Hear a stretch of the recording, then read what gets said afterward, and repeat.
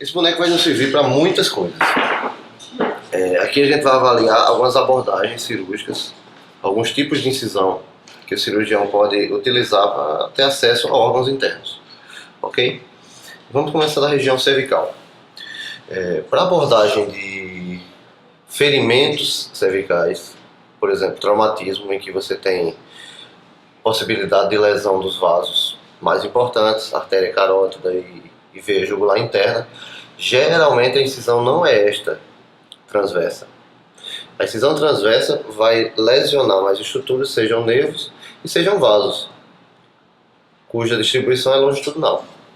Então, qual a incisão mais adequada? Se eu tenho um ferimento à direita do paciente, ele vai virar o rosto para o lado esquerdo, contralateral, e eu vou fazer uma incisão que vai ser anterior ao esternocleidomastoide.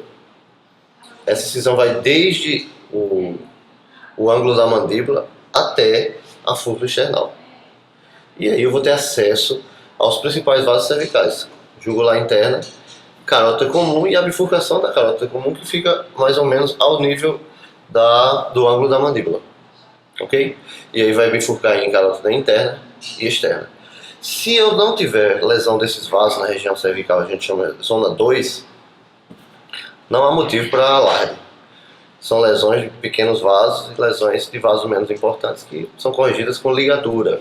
Quando eu falar ligadura, significa amarrar, ok? O termo ligadura em medicina significa amarradura. Tudo bem?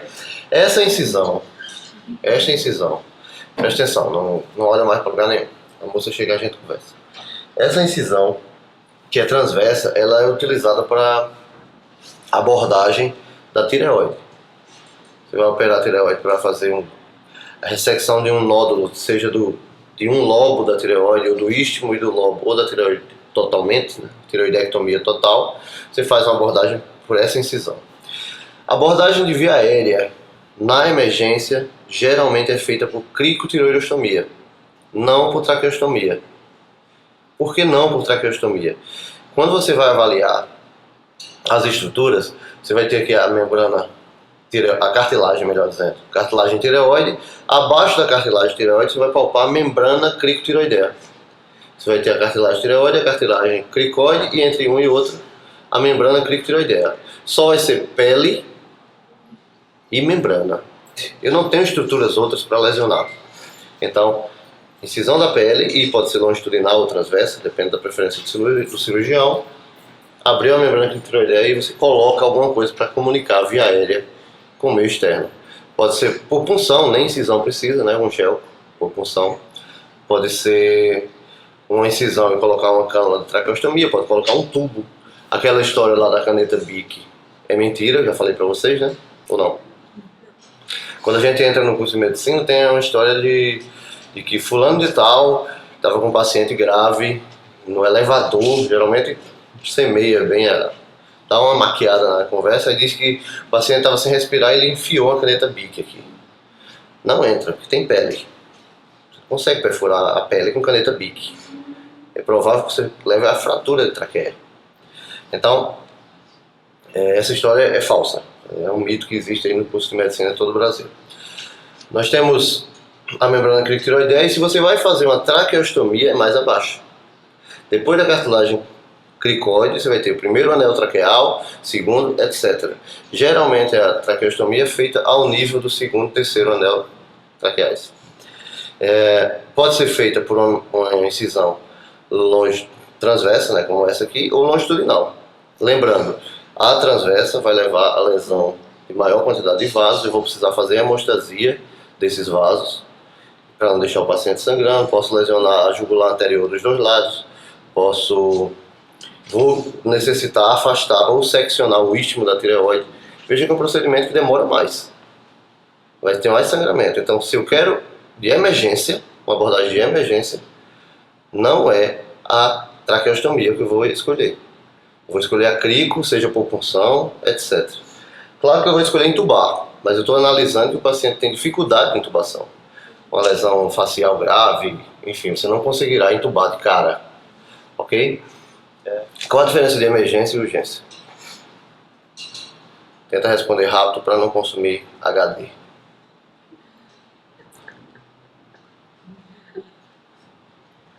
Vou ter que editar já. Alguém disse? Emergência e urgência.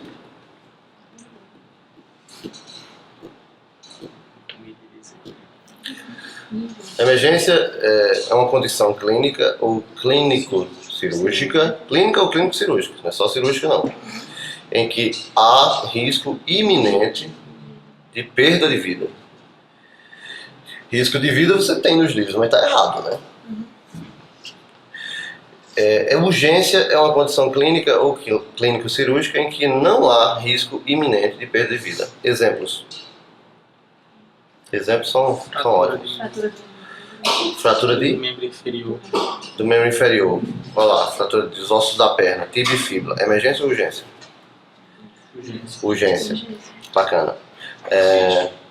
Foi? Apendicite aguda. Emergência ou urgência? Urgência. Eu quero um exemplo de emergência. Pneumotórax. Pneumotórax. Hipertensivo. Pneumotórax hipertensivo é emergência. Pneumotórax, urgência. Pneumotórax simples, urgência. Tem que ser tratado, não necessariamente tem que ser imediatamente. Pneumotórax hipertensivo, sim. Infarto agudo do miocárdio, urgência ou emergência? É emergência. Tempo significa músculo. Passou mais tempo, mais músculo vai morrer, o paciente pode até vir a falecer.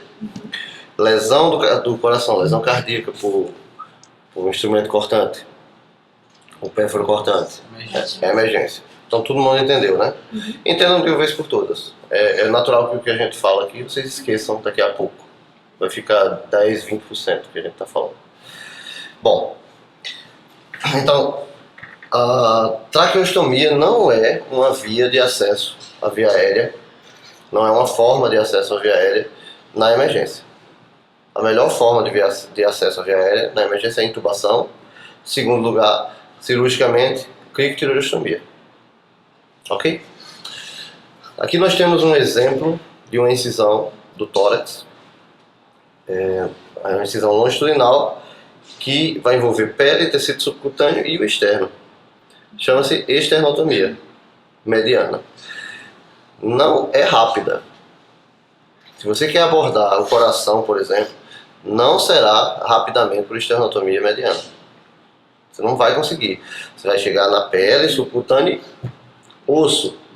E aí, amigo, você tem que dissecar a fúrcula. Se for para abrir tudo, bacana, você vai lesionar o que está embaixo.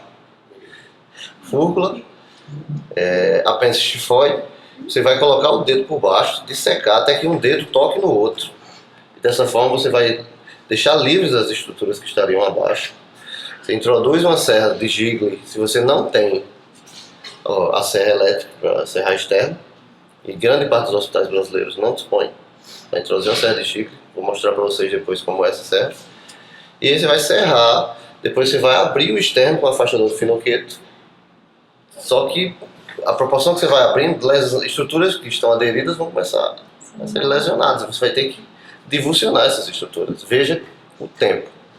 Vai dar 10 minutos aí. Então, se eu quero abordar o coração de forma emergencial, é a toracotomia anterolateral. Quinto espaço intercostal. O manequim aqui é feminino, né? Mas ao nível do mamilo, geralmente corresponde ao quinto espaço intercostal. Anterolateral, entre um arco costal e outro. Pele, subcutâneo, musculatura, abriu, está na pleura. Abriu a pleura parietal, você vai ter acesso ao mediastino facilmente. Você pode fazer o que se chama de clamshell. Clamshell é a incisão para filme. Você abre aqui de um lado, passa pelo meio, abre do outro e o paciente fica aberto em bandas, em duas bandas. É o clamshell. Grandes lesões de vasos da base, vasos pulmonares, vasos que chegam ao coração e você aborda. Geralmente são pacientes gravíssimos, limítrofes. E a chance dele escapar é essa. Na sala de emergência, clamshell não se justifica, principalmente no Brasil. No Brasil as coisas não funcionam dessa forma. Você vê às vezes nos Estados Unidos fazerem toracotomia na sala de emergência. E eu já tentei fazer toracotomia na sala de emergência. É cinema. Você abre, você pede um afastador de finoqueto, que é para abrir o tórax, né? Você não consegue, depois de chegar até a cavidade pleural, você tem a abordagem do mediastino, você não consegue abrir as costelas. Você vai precisar do afastador. E a pessoa não tem. Geralmente não tem à disposição na sala de emergência. Ou quando tem, que é raro, a pessoa não sabe o que é. Só que de assessora não sabe o que é. E você só faz isso em doentes limítrofes. Então você precisa de que as pessoas ajam rápido. Ok? As coisas não funcionam. Prosseguindo. Quando os pacientes estão operados na região do mediastino, é frequente a necessidade de drenagem. Aqui a gente tem um exemplo de um dreno em um dos lados do mediastino, do outro lado também. Só isso que está exemplificando aqui. Aqui a gente tem um exemplo da toracotomia anterolateral, só que à direita. Geralmente a gente faz toracotomia anterolateral esquerda para abordagem do coração ou clampeamento da aorta. A propósito era essa pergunta que eu ia fazer. Quando você faz uma toracotomia de emergência, qual é o objetivo dela? Todos responderão massagem cardíaca interna. Não é isso? Não é isso. Você não faz toracotomia para massagear. Vamos analisar. O paciente está com hemorragia intraabdominal. Lesão de baço, lesão de fígado, lesão do que for. Sangrou, parou. Você abre o tórax para fazer massagem cardíaca, o sangue vai para onde? Continua saindo. Então é burrice. Não é para isso. Você faz toracotomia na sala de emergência para clampeamento da aorta. A aorta, depois que a subclávia esquerda sair da aorta, né, que ela se origina da aorta, opa, é aí que eu vou clampear. Com esse clampeamento, não vai sangue para a região inferior, vai sangue para o cérebro e para as coronárias. E aí eu vou ter tempo, teoricamente, de abordar as lesões que estão fazendo o paciente sangrar e morrer. O objetivo da toracotomia na sala de emergência é esse. Ok? Não é massagem cardíaca interna. Até porque o paciente está perdendo sangue. Tudo bem? Bacana. Aqui nós temos o exemplo de uma toracotomia anterolateral direita. Eu não me lembro se fiz isso. Geralmente fiz à esquerda. Aqui a gente tem um dreno que é pequeno, não é um dreno de cavidade pleural. Quer dizer, pode até ser, mas geralmente os que nós usamos são mais grossos, diâmetro maior. Essa drenagem é utilizada para drenagem de ar, drenagem de líquido, pode ser sangue, pode ser líquido pleural, seja ele líquido por neoplasia, seja ele parapneumônico, que é aquele que acontece em conjunto com a pneumonia, etc. Pus, empiema, né? Empiema pleural, faz drenagem, tem que fazer drenagem pleural. Né? Abdômen. A abordagem das estruturas abdominais de forma mais rápida que eu posso ter será por incisão mediana. Essa incisão mediana maior se chama processo chifoide, né? Púbica. Não se usa mais as incisões paramedianas, que também são paralelas ao reto abdominal, chamadas paramedianas pararretais. E quando você abre o reto, você vai ter a aponeurose, você vai ter o reto na sua frente, você vai ter que entrar medialmente ou lateral ao reto. Então você tinha paramediana pararretal interna, paramediana pararretal externa. Não faz sentido mais hoje. Você vai abordar uma região do abdômen que você não sabe o diagnóstico do paciente, mediana. Você vai precisar fazer esvaziamento linfonodal, câncer, mediana. Câncer de pâncreas, você pode fazer bisubcostal. Olha, subcostal de um lado é chamado Kocher ou Cocker. Bisubcostal, bicocker ou bicocher, depende do lugar que você esteja. O pessoal vai falar, eu não sei a pronúncia correta. Mas é isso, bicocker ou bicocher. Então, mediana. Geralmente nós desviamos a cicatriz umbilical. Tá? E, geralmente desviamos para o lado esquerdo do paciente, pois aqui vai ter o ligamento redondo, que vai da cicatriz umbilical até o fígado, que é a veia umbilical obliterada. Ok? Essa incisão, em alguns casos o cirurgião faz do chifoide ao umbigo, é a chifa umbilical, ou do umbigo à sínfise púbica, que é o umbilico púbico. Simples, né? A incisão também pode ser usada para a cesariana, que é chamada incisão de Pfannenstiel. Apendicite aguda não começa com dor. Veja, você vai me dizer se seu caso foi assim. Apendicite aguda começa com desconforto, geralmente em região epigástrica ou periumbilical.